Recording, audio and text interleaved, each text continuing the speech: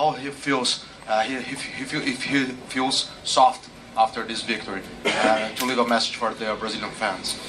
I feel like I accomplished a mission, and every time we have a goal in life, and people confuse dreams with desire. I have a dream. I had a dream when I was 13 years old. I told my mom that I would be world champion with 19 years old at Conquer.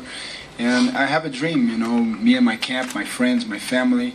I move everyone to Vegas, and I want to be here. I want to establish my career.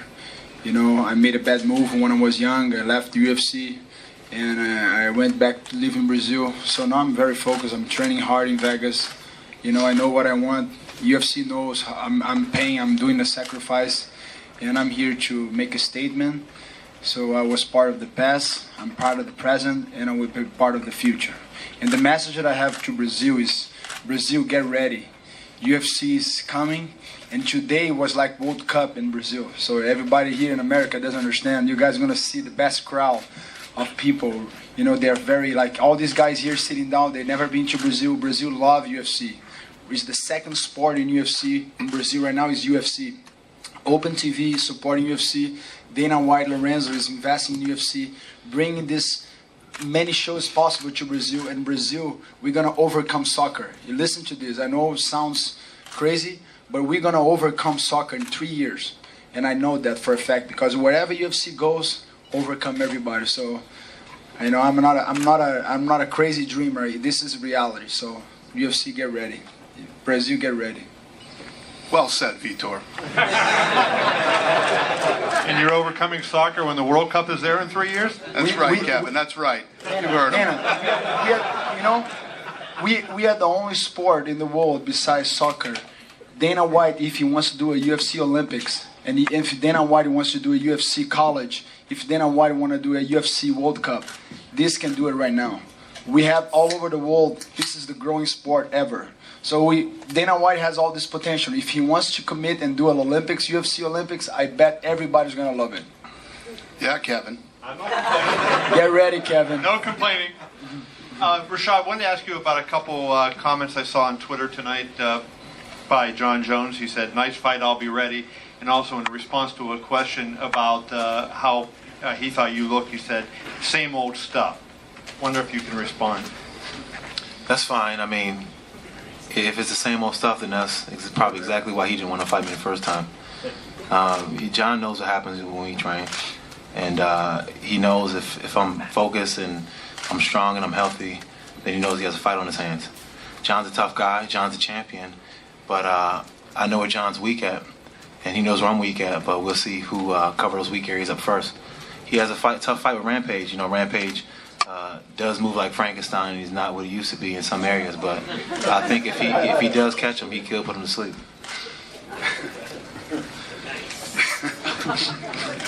Rashad, as a follow-up to Kevin's question there, who would you rather see in that fight? I know you're fresh off this one with Tito, but looking forward, if you could have your choice between Bones or Rampage, which one would you prefer to go after that title?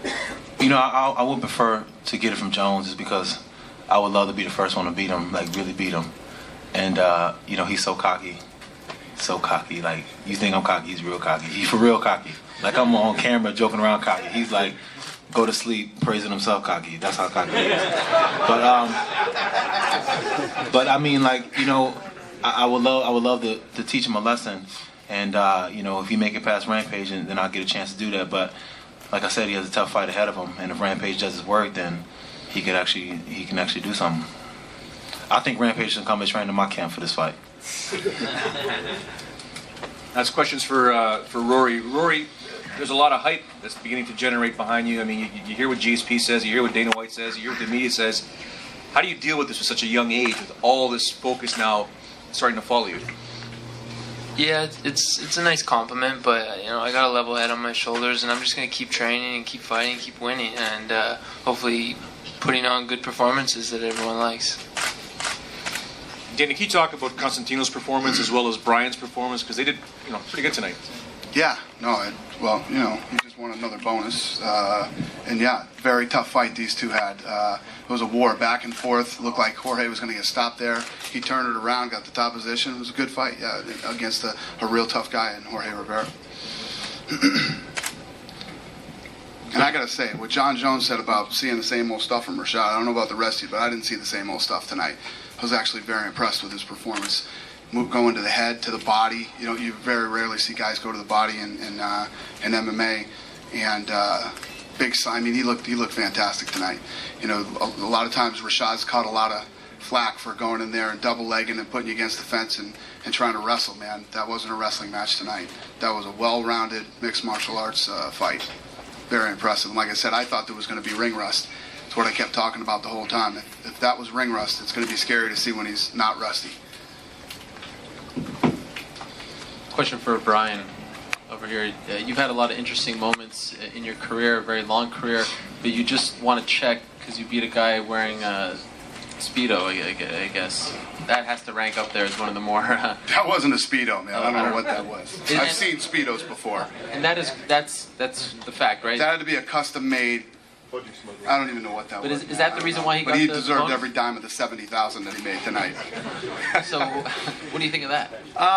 You know, it's obviously one of them stories that's going to stick out for a long time, and the longer I fight, the less stories I'm probably going to remember. So hopefully that'll be able to be one I can tell the grandkids and have a laugh about. But I'm a bit surprised he tried to beat me at my own game, the humor, the showmanship, and all that.